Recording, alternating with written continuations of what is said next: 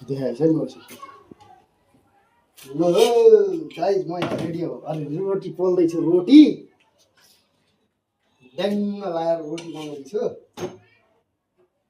यसरी रोटी पोल्नुपर्छ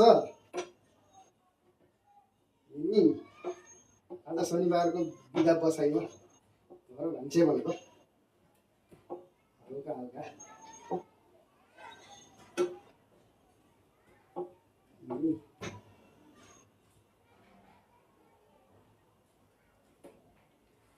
भइदिएको रोटीमा दाउरामा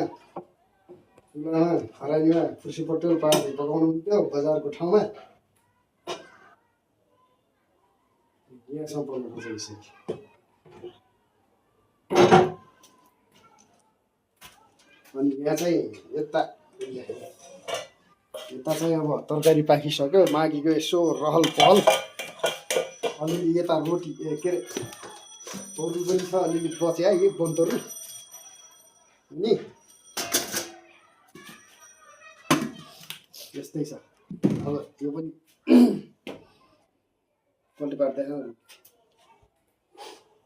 यसरी पहिला बेलेर ट्याक्क चाहिने ग्यासमा पोल्नु पर्ने अवस्था हुन्छ है त बन्द